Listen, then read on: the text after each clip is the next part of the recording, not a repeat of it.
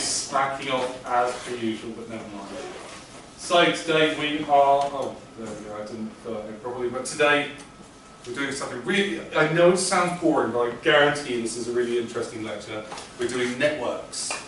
So everything that, well, so much of what we're going to be dealing with in life and in GIS is going to be dealing with one form of network or another. We'll have a look at all of the different kinds that they come in a bit, but we'll start off with with where network analysis comes from. So network science, network analysis, and network theory all originally come from this problem. So if you remember from a few weeks ago when I was talking about like how rasters and vectors first appeared, and so vectors are effectively, they're born out of topology, and topology is a mathematical discipline where you're looking at all of the features of a shape which don't change after you deform it or move it. That's effectively like the links between the various vertices, or it's going to be the relationship that shape is going to have with its neighbours, or people bits interconnecting them. So that's where it comes from. This is where network theory comes from, and this is the original problem that gave birth to it. So you may recognise this, but effectively, this is the problem of the 7 bridges of Königsberg. So Königsberg nowadays is Kaliningrad, which is it's a Russian enclave just in the Baltic Sea, and the problem goes like this. So there's a river running down the middle of Königsberg, and there's these 2 islands in Königsberg, and these islands are linked to either shore and to each other by 7 bridges. So you can see the 7 bridges there, and it was a popular pastime, because they didn't have TV or internet in those days. It was a popular pastime by the locals of Königsberg, is that they would try to work out if it was possible to cross every single bridge in this network, but not cross the same bridge twice. Anyway, it turns out, well, I'll get to it in a minute, but it was a really difficult problem, and it got a lot of people very, very intrigued. Anyway, along comes Swiss mathematician Euler, I think it was Edwin Euler, and he became obsessed by this problem. And in the end, he managed to create a brand new mathematical discipline that we now refer to as graph theory. And graph theory is effectively network theory, but network theory we take a little bit further. But he recognises that it's not the shape of the network that counts. It's not how long the various edges between the vertices are. What's important is which edges are going to link to which vertices. And that will tell us how that network behaves. So he worked out, according to the rules of, like, if we went back to the previous slide, you go, we can't cross any bridge more than once. It turns out that, so this is like his graph theory representation of it, it turns out it's impossible to traverse this network without, you have to cross over one of these lines at least twice. And he worked out, there's a formula behind this. So it's either every single vertex in the network, so that's every single point in the network, has to have an even number of edges linked to it, or you have to have exactly 2 odd numbers. No, sorry. Exactly 2 odd numbers of nodes, which have, sorry, yes, an odd number of nodes with an odd number of links to it. Otherwise, it's impossible to traverse this. And this effectively defines the way that our network is going to behave. But anyway, we move on from there, and sometime later, lots of nerds later, we've come up with network theory. So, this is effectively all it is. This is how we describe network theory in a nutshell. So a network is just a combination of nodes and edges. And we define the nodes as these points, and the edges are the links between the nodes. That's it. That's all that network theory is. And we can define, common, what do you call it? Well, the common notation for it is n equals nodes and e equals edges. And nodes can be otherwise referred to as points, or in some cases we're talking about social networks, they can be people. Edges are often referred to either edges, links, or ties, something like that. But that is all we're talking about today, this network. However, the actual nodes and the edges between them can be given all kinds of further attributes. And this is a great way of providing context to your network and to understand what it's actually talking about. And also it's going to be important in some cases, particularly when we look at trying to work out things like shortest route algorithms, that some of these values are going to be very, very useful. So for example, for a node, it would be useful if we could actually define what classification the node belongs to. So that could be, if we're looking at maybe demographics, if you think back to the earlier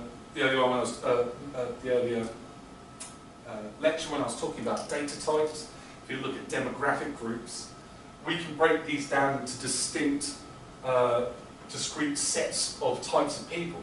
And that will allow us, all kinds of analytical power to discern what's going on in your network. State, so this is particularly used, so state, we can say that maybe the node is either turned on or turned off, but it's also used a lot in epidemiology, and a lot of what we're going to talk about today appears in epidemiology. And we're going to give over a whole lecture next year all about epidemiology and how it works. But effectively in epidemiology, we can actually describe the infection status of a single node. And particularly if it's a directional network, as we'll look at in a second, the infection status can tell us which way the actual virus or the disease is going. And then size, and that's effectively we're describing something that just generally has a numerical value. So in this case, if we're talking about social network, that could be the age of the person, it could be the value. So if we wanted to do like a network of a land registry or something, it's going to tell us the cost of the land, or even just the volume, just how much of something we've got at that particular node. And then if we look at edges, so an important one that we're going to, very important one is directionality. So a lot of nodes, particularly if we think about roads, oil, pipelines, epidemiology, there's going to be a directionality in there. There's always going to be a directionality of traffic flow, there's going to be a directionality of oil flow, and of course the directionality of infection within a social network. So a sign, and that's effectively describes what the relationship between these two nodes are, what that edge describes. So we could say that, particularly in the social network, if you're describing your links with your friends on Facebook, we could describe the sign of like saying X likes Y, or if you give somebody thumbs down on somebody, well, you can't do that on Facebook, can you? But you could say that there is also a relationship between maybe two nations, and the nations have gone to war with each other in the past. So all the sign is the description of the relationship. And then finally we've got weights. So the weighting, that's effectively, that could be like the distance that edge represents. It could be the travel time that edge represents. Or it could literally be, so particularly in computer science, you often talk about things like many-to-one relationships, when a single point has a relationship with many things. That's another way to describe it. It's like the weighting of that edge. Yeah, no worries. I mean, I think that's pretty straightforward so far.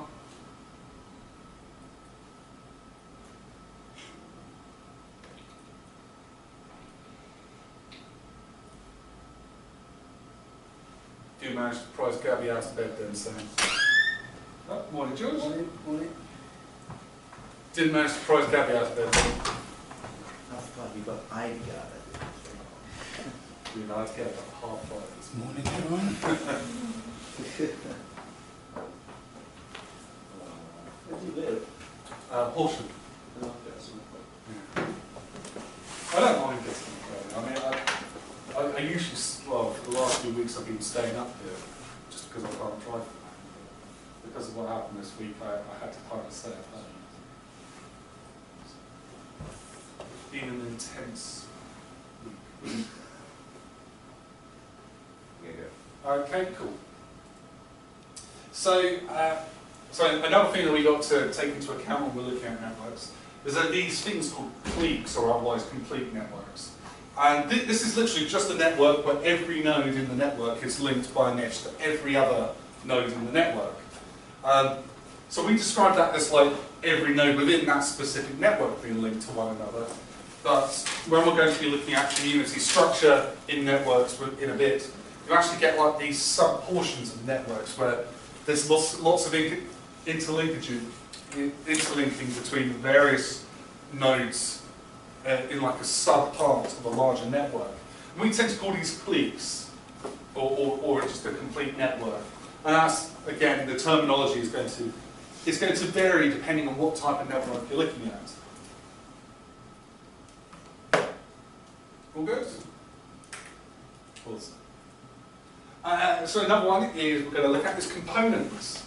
So if we're thinking about like a vast network, not every part of the network is going to be linked to every other part of the network. So particularly we're going to be looking at a network later, which is it's the pipelines, oil and gas pipelines in Nigeria. And they've got just a series of small networks because of course they don't all feed into the same place. Morning, man. And I'll give you an example. Oh yes, and so these are all isolated sections, and generally in a network you're going to have what's called the giant component. And the giant component is just simply the largest component within the larger network. I'm going to show you this example here of how a giant component forms to give you a good idea of what I'm actually talking about. So. Okay, so in this one, all we're doing here, so at the moment our network doesn't exist, and when I click the go button, what's going to happen is that the person's going to, so that's the current giant component. In this case, they're all the same size, so it just effectively picks somebody at random. But somebody is going to choose a random person in all of this, and they're going to make a link to another random person in all of this. And then the giant component is just going to be the largest one. And remember, it can also be people who already have links within this network. So you'll see what I mean in just 1 second. And see, so the red one is always the giant component in this case.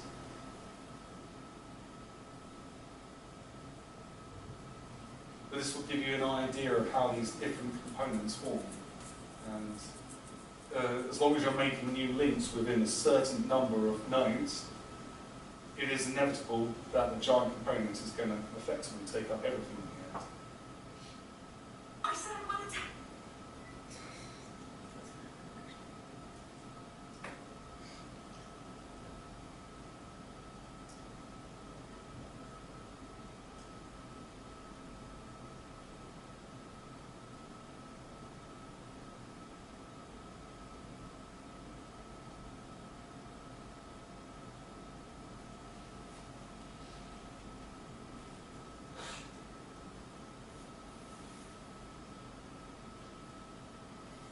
And if you look at the growth there, that's the classic S-bend. So it's got an exponential growth and then it just eventually just smooths out and plateaus.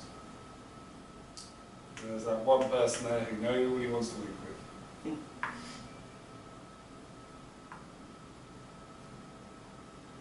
Oh well, we'll leave him on his own. Oh no, there we go. You eventually got that too. But there you go. So a classic S pattern there of exponential growth, followed by gradual plateauing out. And that's just the giant component. It's a fairly simple concept, but it's a rather important one.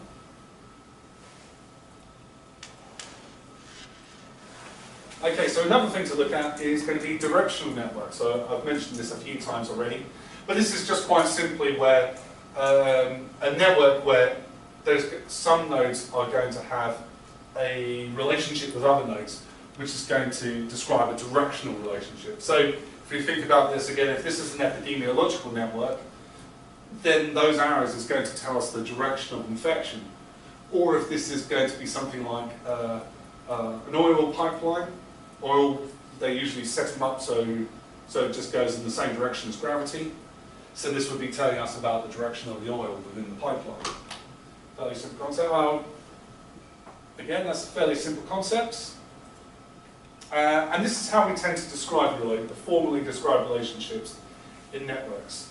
And we tend to do this in one of two ways. So we either describe the number of degrees within a relationship, within the node, or we describe it according to these pairs that exist within the network. So the degree is quite literally just the number of edges that are linked to a single node.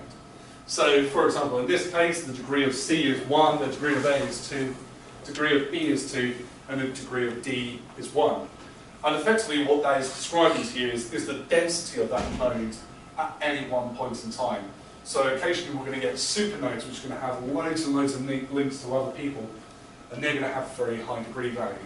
And then we can just use the descriptions here of like how these nodes link, and that's how you'd describe a larger network. So A is linked to B, and A is linked to C, and B is linked to D, just as value pairs. Okay, so there are two types of networks that really exist. There's random networks, which are effectively computer-generated networks, and they're fairly simplistic to actually look at and describe.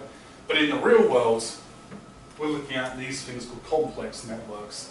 And if you look at the definition of it, it's pretty vague, but we effectively describe a complex network as any network with a non-trivial structure. So that's anything that's just hard to comprehend, hard to understand. And this is this network here is all of the flight paths in the world going to all of the airports, all the major airports in the world. And as you can see, everything's curved because, of course, a great line, and we're putting it across a projection. So, whereas to us it's a straight line, but on a projection it looks like a curved line in these great circles. But as you can see here, we've got these incredibly dense areas at certain nodes, which are telling us there's a lot of paths going in and out of here, a lot of links going out of these specific nodes. And this is something that we often see in real-world networks. You get this incredible level of clustering in some areas, where it can be quite sparse in others. So you get very variable density. So these are oil and gas pipelines. So this one here, this is southern Nigeria. I think this is, can't remember exactly, but yeah, southern Nigeria. So all of the wealth, oil wealth of Nigeria is focused around like the big southern delta, the Niger Delta. And as you can see, so all these little red dots, these are oil fields, little yellow dots are gas fields, and gas sometimes is transplanted, is moved by pipelines, but oil nearly always is moved by pipelines. And you can see like this very interesting thing here is like you often get like these nodes. Again, you've got this clustering thing of small numbers of nodes having a large number of links put next to it. And then over here, so that's the North Sea, and that's all of the oil and gas pipelines in the North Sea. So there's a much greater need for that in the North Sea since everything is underwater. But again, you've got these like areas where you've got a lot of nodes. We've got a node with a lot of links to it. So particularly here, when you're just coming ashore there, and all of those gas pipelines and those oil pipelines are all gathering into one there, so it can be brought ashore and then pumped around the rest of Britain or refined. And then here's our motorway network. So there's another one here. This one's going to be slightly different. You do have the clustering of nodes in this network is not particularly huge. And this is what we're called. So all the networks that we've just had a look at, they're all called geometric networks. And these are networks which effectively just exist within space. But that's fairly straightforward, that one. So, and here's an example of an epidemiological network when we're describing transmission or the potential vectors of transmission throughout a social network. So in the social network, we're talking about like so here's one person there, and he can potentially link to all of these people here, but you've got another person here with like a super number of friends, and he can spread that on and on and on and on. And then you can see from that how quickly, if you've got a large social network, how quickly you can spread these viruses. Now, in epidemiology, we've got this term, we call it the R0 number. And the R0 number is effectively the, how, on average, how many people you are going to infect if you're infected by a disease. So Ebola actually has a pretty low R0 number, it's like less than 1. So it means it's going to burn itself out very quickly. Because unless you're unlucky, it's not likely to spread that much. But something like flu is going to have a high, its R0 number is going to be maybe like 2 or 3. It's going to just grow exponentially outwards. But even if this network here, the R0 number is fairly low, so like less than 1, because these people have so many links in their social networks, that doesn't matter. Because by virtue of them seeing lots of other people, chances of them spreading the contagion to somebody else is actually very high. So that can artificially bias the result of a disease vector. Okay, so what we're going to look at now is this idea of these. Stanley Milgram. So has everybody? He was the guy who did the authority experiment. Has everybody heard of that? So very famous experiment. So the idea was that you go into this room. You're the you don't realise you're the test subject, but you go into a room and there's somebody behind a glass screen and they're sitting on a chair and there's all these electrodes sticking into them, and you are told by a guy. So it's very important that somebody's standing there in a white lab coat and they're holding a clipboard, and they said, I would like you to turn the electrical volts up to this and press that button to electrocute them. And then at first the person's like going, ow, that hurt me. And then the person in the lab coat says, turn it up a little bit more. And you keep on doing it until the person in the chair starts screaming. Now they're actually putting this all on because you don't, as far as you're aware, you're not the subject of the experiment, but you are. And it will get to the point where that person is begging for you to stop. And if the person, if the test subject says, I don't want to do this anymore, the lab instructor has been told to only say the following words: the test requires that you do this. And 2 out of 3 people will put the voltage up to fatal levels, just because there is somebody in authority telling them to do so. It was a pretty groundbreaking experiment, kind of, it's like, it's one of these big social experiments which makes us worry about the true nature of humanity. But anyway, that's the guy who he was. So he's already this big name in sociology. And he wants to come up with this theory of the small world theory. So I went to, when I was at university, go out drinking with my mates one night, and we end up back at some guy's house. We're getting nicely, absolutely mashed. And I start chatting to the guy next to me. And it turns out the guy next to me grew up in Zanzibar. And I grew up in Zanzibar when I was a kid. And it turned out he was also bullied by the same kid at school as me. So we had a bitch about this kid, and we got absolutely wasted together. And it was great. And it was one of those moments you go, bloody hell, it's a small world. And this is what Milgram was attempting to describe, because there's been so many occasions when you talk to somebody, you meet somebody, you realise that the links between you are actually very few. So his idea of this experiment to test this was to send out 300 letters. So he sent 150 letters to a bunch of people in Nebraska and 150 letters to a bunch of people in Boston. And the idea was that they had to deliver these letters to a particular stockbroker in Boston. But they weren't allowed to send this letter directly. They had to send it to a friend who they thought would be able to deliver this letter to him. And if that friend couldn't do it, they would have to send it forward to a friend who they think could deliver the letter to the guy. So it actually turns out that most of the letters failed. I think something like 60 of the letters in Boston managed to reach the stockbroker, but only 18 of the letters from Nebraska managed to reach the stockbroker. But interestingly enough, in all of these cases, the average number of steps required to reach that stockbroker was only 5.2 people. And that's just people taking a guess in their social network of how to reach this particular individual. And since then, this experiment has been rerun many, many, many times. And it's looking like that this number is holding true. So remember that 5.2, that's only everybody in the United States. So it's kind of worked out back in the 60s that every single person in the entire planet could be linked by just 6 steps to other people. And that's why I've got the 6 degrees of separation. It's a kind of a true thing. There's a few caveats to this. So like it's not so important nowadays, but if you live in like a geographically isolated community, then obviously the amount of links that you have to the outside world is going to be much, much less.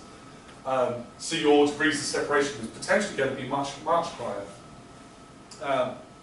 And then Facebook, interestingly enough, because they're in control of the largest social network in the world, they've been looking at the links with their users. And it turns out 92% of all of their users are linked by 4.7 degrees of separation. Or if you think about it, that's every person in the world compared to every person in the United States back in the 50s, and the number of links between people is getting smaller and smaller and smaller as our social networks increase in size. Now, whether that's going to decrease significantly in the future, who knows? So, I don't know if you guys have heard of this before, but this is a very interesting game that was developed that describes this concept of the 6 degrees of separation. So this is the 6 degrees of Kevin Bacon. So it was invented by a bunch of students in New York University back in the 90s. And effectively, the game was like this. You have to link any actor, alive or dead, to Kevin Bacon in within 6 steps. And he can only be linked to other actors. So you can only link that they've shared on-screen time with. So, that will give you a Bacon number. So, for example, Julia Roberts, because she has been in Flatliners with Kevin Bacon, means that she has a Bacon number of 0. And supposedly, in the early days after this game was invented, Kevin Bacon would be out and about, wandering, having a coffee or whatever, and people just come up to him and go, 0, 0, 0, because now they have 0 degrees of separation from Kevin Bacon. But it's a great way to describe it, because it turns out that nearly every actor that's ever been can be linked to Kevin Bacon within 6 steps. I'm sure it's exactly the same case if you pick any other actor, or if you think of any other large social network. Well, that's a thing, but we're talking about this idea that you can link people very, very quickly within these large type of networks. And these are, as the name suggests, we call them small world networks. So this is I'll explain exactly what these are, but these are 2 examples of small world networks in action, and they tend to be very, very common, a very, very common attribute of real world networks. So, so the way it tends to work is, so a small world network has you have lots of links of nodes adjacent to you. So in this one, you see you've got like these links there. He's linked to the 4 closest nodes to him, which are effectively these neighbours here. Or in this network here, this node here is linked to all of these nearby networks. But every now and then, you're going to get this random leap in the linkage of your network. So that one's going to rewire itself. So instead of being linked to that node there, it's now going to be linked to that. And it's this mix of local clustering and random long distance leaps, which creates the patterns within these small world networks. And this is what allows us to travel through these small world networks very, very quickly to link to any other individual within it. And the way we describe small world networks is that as the size increases, the degrees of separation increases very, very slowly with it. So currently, everybody on the planet can be linked within 6 steps if every person on the planet has approximately about 44, 45 friends. So if you think about it, if And it's just a matter of just the power value. So if you thought, what, 10 to the power of 10 is 100, so imagine it was 100 people, they had 100 friends. Every person in that network had 100 friends. All of a sudden, that's 10,000 people. Is that 10,000? Yeah, 10,000 people, all linked to each other. So that's how these small world networks work. And I'll just show you again in NetLego an example of this, of how we can describe these small world networks. So you can look at their creation in action. Okay, so in this network here, everybody's linked to their adjacent network, adjacent node. And then if we just click rewire once, you can see it's just linking to a random node within the network. And it's this jumping behavior that allows us to link, this one allows it to link to that one in less than 1-2 steps. So it's a fairly straightforward model. But small world networks, that's one of the most fundamental parts of like real world networks. Okay, so another one that we're going to get is ScaleFree Networks. So this is another attribute of particularly of real world networks. So again, here's this distinction between a random network, where every time you create a new node on there, it's going to create a random number of links. And then you've got a ScaleFree network. And the ScaleFree networks, their distribution of the amount of links each node has is going to be directly proportional to a power law. Does everybody know what I mean by a power law? So a power law is quite literally like x equals 2y. So for every 1 of x, there's going to be 2 of y. So I'll show you in a second what I mean. But effectively, if you think like an exponential growth or an exponential curve of some description. And the idea in the ScaleFree network is that when we're creating this network, the large number of links that node already has means that if we're going to try and link a new node to this network, the greater likelihood it's going to link to a node with an existing large amount of edges. I'll show you another one here. So this one is. So this one's growth of the network, and this one's called preferential attachment. That shows this idea of these networks growing. So every time we're going to create a new node in this network, it's going to link to an existing node, but the greater the number of nodes it has, the more likely it's going to link to that existing node. So here we go. Now, as you can see, we get like this very similar, very clear pattern. We're getting like these central points which have lots and lots of links linking to it. And it creates like this branching sort pattern that looks very natural. And indeed, like these sort of patterns appear all the time within nature and within our own systems, even in like road networks and stuff like that. And then if we look at the degree of distribution here, you can see there's this this is what I'm talking about, this idea of it's done according to a power law.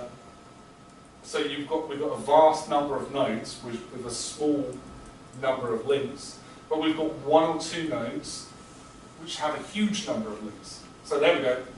There's the outlier there, right at the very end, with 55 links there. That's our long tail there.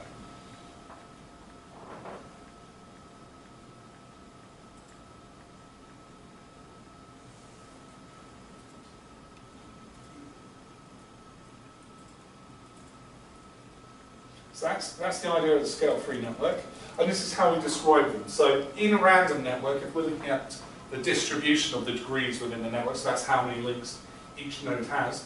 In a random network, we can immediately discern this because it's going to have a normal distribution, because it's random. So the majority of the nodes are going to have like this, are going to have somewhere in the middle there, and some are going to have a low number of links, some of them are going to have a high number of links. That makes sense. In a real-world network, so according to like this scale-free or power law network, you're going to see that pattern we just saw there in the preferential attachment model, is that we're going to have a large number of nodes with a few number of links, but we're going to have a few nodes which take up, disproportionately are going to have huge amounts of links to them. So here is here's a picture of the world's largest scale, well, I think the most ubiquitous large-scale network, scale-free network that we have in existence at the moment. Any guess what that might be? Facebook? Close. It's the internet? It is the internet. This is the internet by IP addresses. So I'm guessing that big purple dot right here, that's probably Google there. Or indeed, it could be Facebook. And again, we're going to see the vast majority of these nodes, they're sitting on the outside, they have maybe just one link to them. But you've got these central nodes in there that are, which just have disproportionately huge amounts of links going to them. And again, if you're thinking about if this was a social network, or if some malicious person did want to come up with like a world-destroying computer virus, you don't want to put it in there, you want to put it right in that there, because it's just going to spread out and cause all kinds of problems. So if we just quickly go through some attributes within networks. So, I mean, some of these are fairly self-defining. So size, that's quite literally just the number of nodes or edges within your network. And you would define that according to which you think is the best way to describe your network. So in some networks, it's going to be the size is going to be, you want to know the number of nodes over the number of edges within it. This depends what part of the network you're trying to describe. The density, so that's going to be, it's 2 times the number of edges divided by the number of nodes times the number of nodes minus 1. Fairly straightforward, but that's going to tell us how connected that network is. If it's going to be a few, and this will give us an idea probably if that's a real world network or if it's going to be a random network. The average degree, I think that's pretty straightforward. 2 times the number of edges divided by the number of nodes, and that's going to give us the average degree of the network.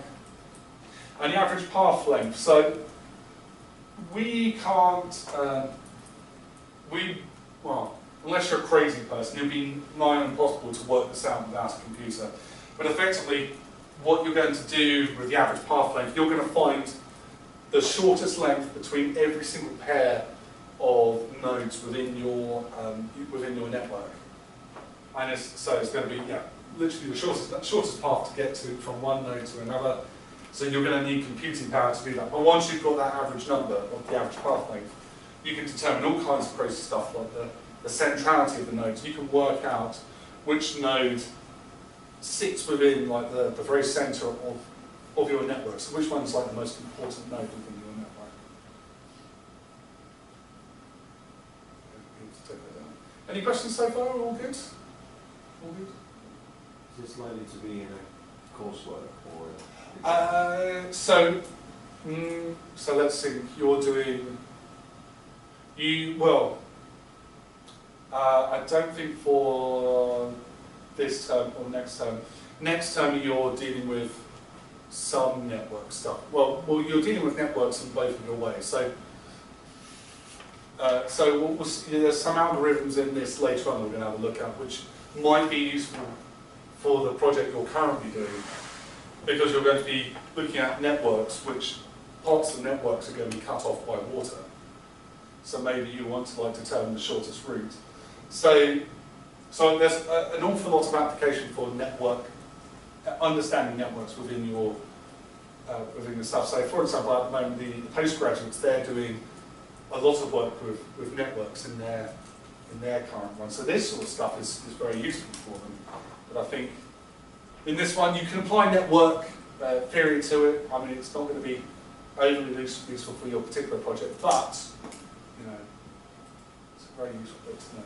So another one bit to understand is the clustering coefficient. So this is effectively measuring the density at any one point within So it's quite literally, so I in this case is just the node that we're particularly talking about. And the clustering coefficients is we're trying to describe the number of nodes linked to the number of nodes to our original node. Or as we otherwise describe it, it's the friends of that particular node. So if you're very clustered around if you've got loads of density around a particular node, and those nodes linked to you have high density, then that's going to give us a high clustering coefficient. And this is how we work it out. So this will give us the clustering coefficient of any node in the network, and it's just quite simply 2 times the number of edges of that node divided by that's the average average number of degrees times the average number of degrees minus 1. Simple as that. And then you add all of those together for every single one, and you average it, and that will give you your overall clustering coefficient of your entire network. And that will tell us lots. It will tell us, like, are there going to be sections where it's sparse, or is there going to be entire sections of your network? Is it linked with like lots of very tight groups in there? And then we're going to get like community structure. So you remember me talking earlier about cliques and complete networks. So often in the cases, and this is another big attribute of real-world networks, is that you tend to get like these tight communities of nodes which are directly linked to one another. And then you have like that, again, like a small world network, you've got lots of people linked here, and that's linked over to there. So this is another example of a small world network here. But it's this description here of these particular group of nodes which are highly linked with one another. So if we ran the analysis on them and say, can you find a partition here, it looks like that we've got these 3 distinct groups. And we use, I believe it's called it's either clique analysis or partition of the set of the sets. That's how we break this down and work out what these particular communities are. But in these cases, they can either be overlapping or they can be completely separated. It depends on which analysis technique you want to use for it. I think in real-world networks, it's probably, particularly geometric networks, it makes more sense to run a clique analysis when you're looking at overlapping communities within your larger network, because that's how the real world works. Things tend to overlap with each other. So here's an example of a network where we've got all these different local community structures. So this network here is all of the characters in Les Mis. So the size of the node tells us how many, what was the degree of the node, and we've run the partition of the sets, so we can see here which of these various groups of characters are interlinked with each other, and each of the edges in this case is somebody who shares lines of dialogue with one another. So as you can see, so that's Les Mis, and I'll show you that in a bit more detail in one second. But I think it's a wonderful way to describe how these networks, how these cliques and communities exist. So, if you're doing networks, you need a good piece of software to play around with. And this is one of the best ones out there. It's called Gephi. And Gephi is, you can import effectively like network data, and it will build you a network. It builds you a network here, and we can run all kinds of analysis on here. So, for example, let's say we're going to find out the average number of degrees is 6.59 number of degrees. The network diameter, so that's the longest, shortest route, if that makes sense. Okay. So the longest, shortest route is 5. So it only actually takes 5 leaps to get from the two furthestly linked nodes in this network. The clustering coefficient tells us how many different communities with high clustering there is. So that's 0.73. I don't know if, there you go, it's majority quite low there, so quite low clustering coefficient.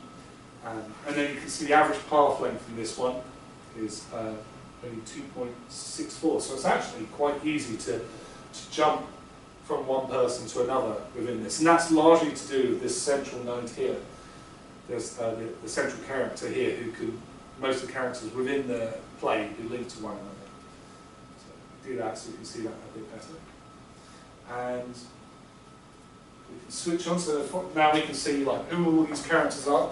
I don't know if anybody here has seen Les Mis. My sister loves it. I've seen about half of it with Hugh Jackman in it. He was an awful singer. But that gives you an idea. But I'll show you how to make this one is a fantastic piece of kit, this software. Again, it's free to download, it's open source. I'll show you how we could create a new one here. So let's say we're going to make a very small social network. So we're going to make a social network, so we're going to have a John, and we're going to have a Bill, we're going to have a Mary, and we're going to have a Jane.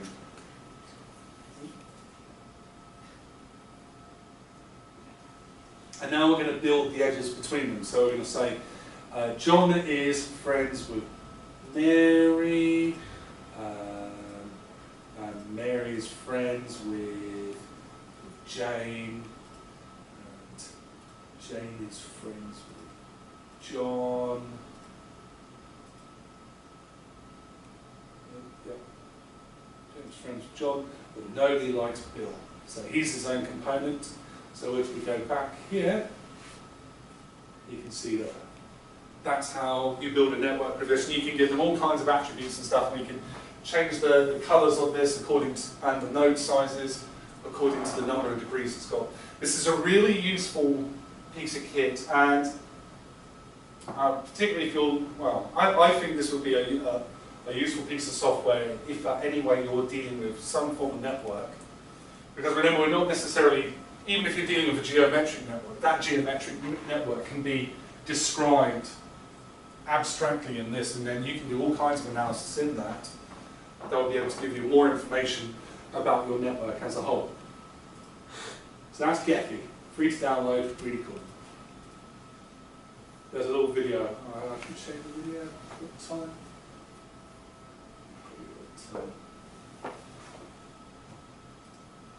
Oh, well, we'll get back to that in a bit. So, geometric networks, you've heard me say that a few times now. So all a geometric network is just a network which the nodes will have the geographical coordinates attached to them.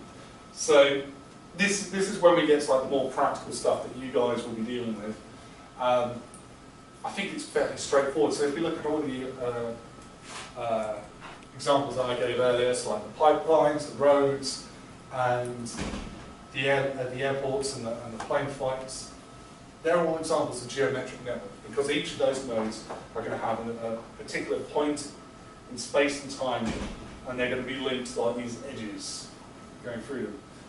But for example, in the case of the plane flights, those weren't straight edges, of course, because they're great circles, because that was projection. So we're going to have a quick look at these different types of analysis, and all of these analyses are generally available within the ARC network analysis tool. But these are like the main sorts of analysis that you would be doing with geometric networks in any form of like GIS setting. So shortest route, it's quite literally finding the shortest route. Nearest facility, so you have like a response area, well I'll show you in a bit, but that's going to be using a lot of the shortest route algorithms. Service areas can show you like travel distance or something. And location allocation, again, uses the shortest route algorithm. So, shortest route algorithms are actually really, really, really complicated. So this would be my, if I was driving at the moment, this is what my typical route would be if I plug it into Google, and Google gives me an answer of like which way I should be traveling. So what it's doing, each of these points here, these like little white points here, is Google making a certain decision of which road and which heading I should take. And every time it's going to get to one of these roads, it's got to start running its algorithm to try and get us to there. And it's really difficult because it can't just take into account that road, it's got to take into account this road there going up there, maybe around there, maybe around there. It can get really complicated really quickly. So we have to come up with some form of algorithm to get our way around that. And the way we get around that is by something called Dijkstra's Algorithm. Now, don't worry about writing all this down, but I'll go through it. It will make sense once I start doing it on the whiteboard. But effectively, Dijkstra's Algorithm, the idea is, so we create the network, and every single node within that network, so we've created the network with our links and nodes, every single node in that network is going to be assigned a travel cost of infinity. And that will make sense in a minute. And every edge within that network is going to be assigned a particular travel cost. And I call it a travel cost as opposed to distance, because the shortest route algorithm doesn't have to be used to work out the shortest route.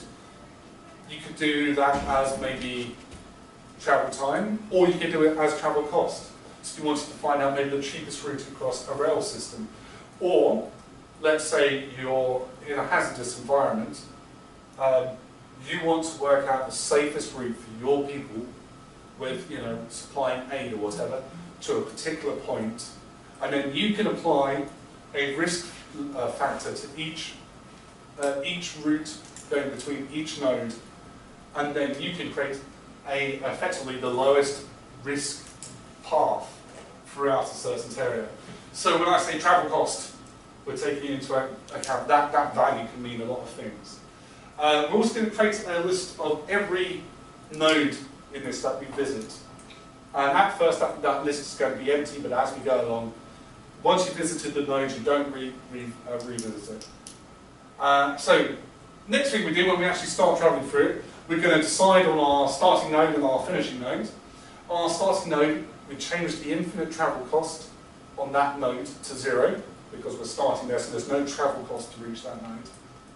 And then we're going to try and get to the end one. So for every neighbouring node to our existing one that we are currently, we're going to add, so it's the cumulative travel cost of the current edge reaching the neighbour node added to the original travel cost, which currently is 0.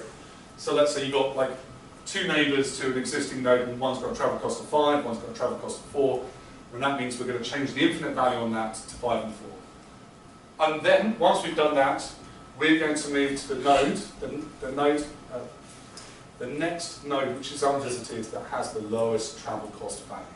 And that's why we've given these infinite values, because they're always going to be too costly for us to travel to. So we're going to go to the lowest one.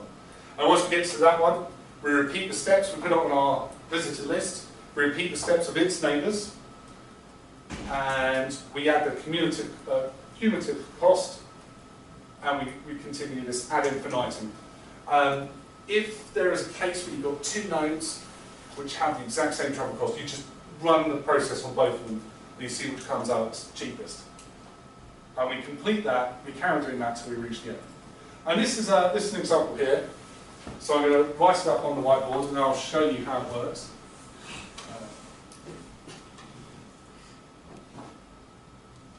Because it can seem pretty complicated at first, but trust me, it's actually quite simple once you get into it.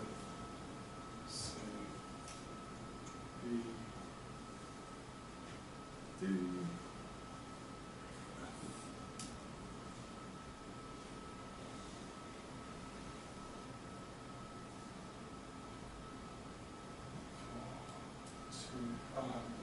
let's give that one 3.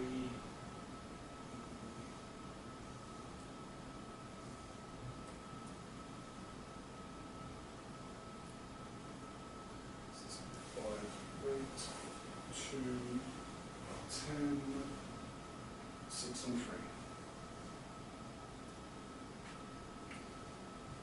3. Okay. So this is what it looks like on here. Just, let's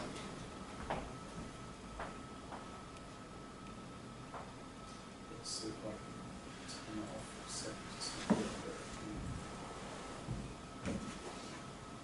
Can everybody see that okay, or shall I switch off the projector?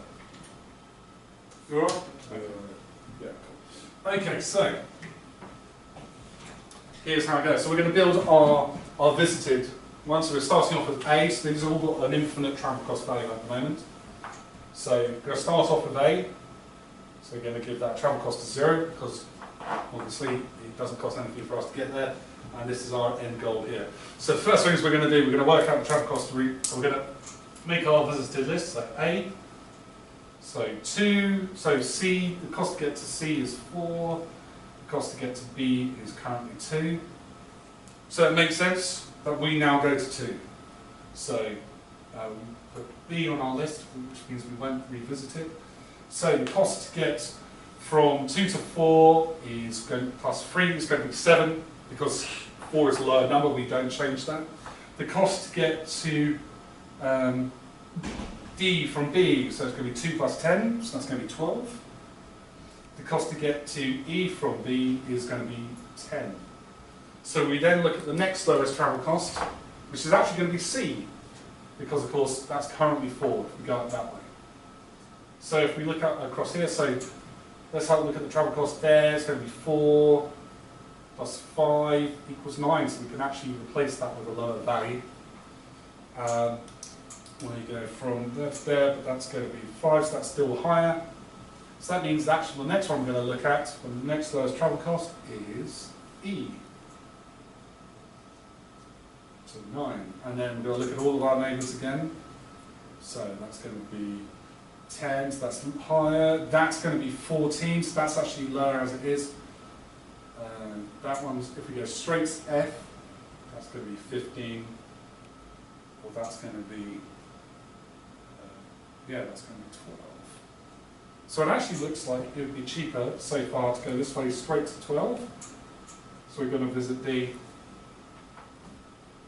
And 12 plus 3 equals 15. Ah, so it's actually cheap to go, right? It's between E and D is that 2.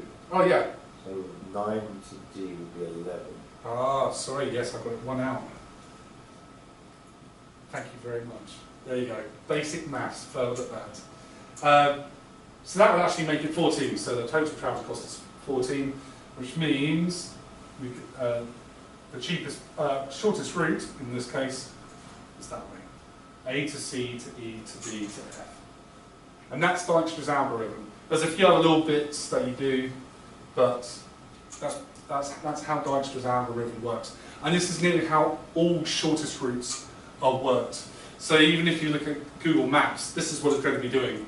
This is what it's going to be doing in the background, and that's why they need gigantic servers for this, because you're taking into the entire roadway of a certain country into account. My guess for Google is that they probably bound all of these roads into certain boxes and say, it's going to be pointless for us to look outside of this certain area because that would just be, prohibitively expensive to travel within. But this is how Google does its shortest travel distance.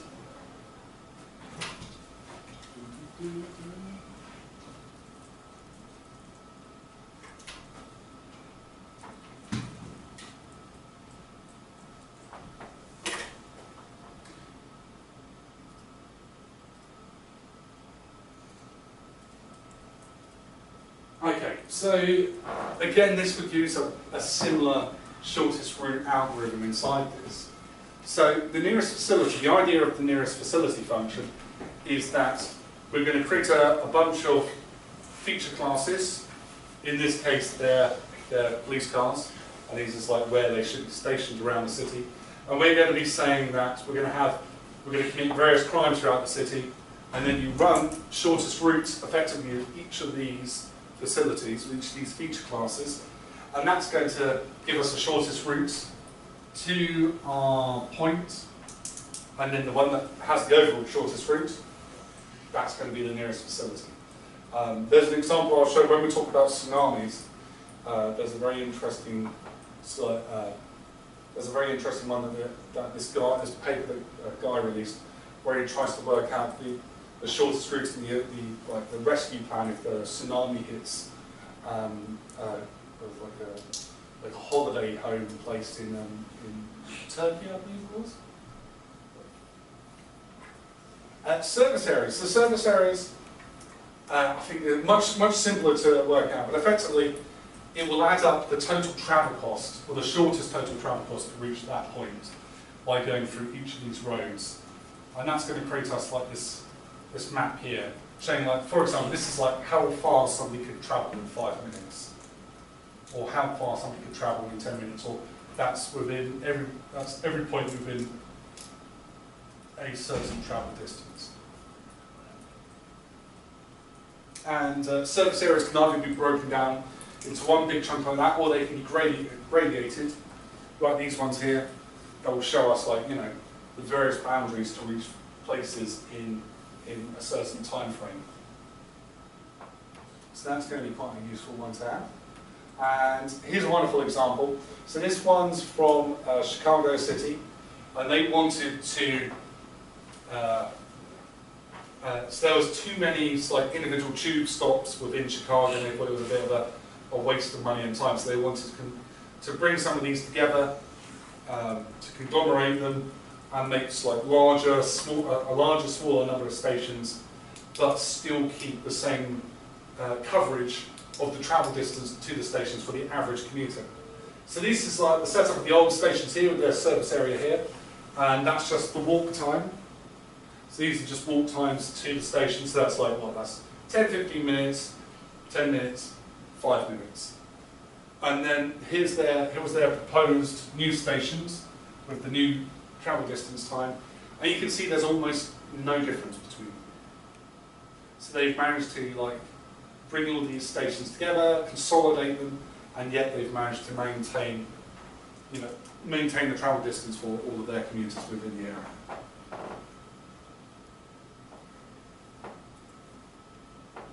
And then finally, you've got this location allocation. So the idea of location allocation is that we're so let's say so in this case, this one would be we want to build a certain number of fire stations, or we've got loads of fire stations, and we need to close some down just because of cuts, and firefighting equipment has become so effective that we don't need the coverage that we once did. So we've got to decide to close down a bunch of them.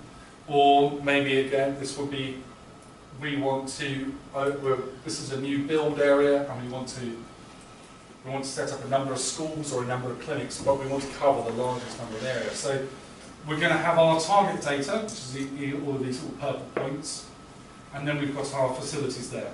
And the idea is going to create the shortest link by travel time to the various facilities to find out which is the most efficient one, or efficient numbers of ones to have. So we can tell the system how many of these facilities that we want to maintain. And it's going to find the optimum location for a bunch of these. And this is used a lot in like the commercial sector, where they're trying to find like the best place to put like various stores, where Starbucks wants to put all of its coffee shops to make sure it gets the total coverage while screwing up all of everybody else's business.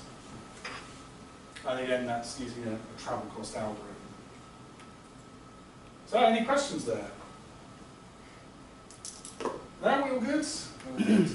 Well, we burned through that today, so that was pretty quick. Okay, cool.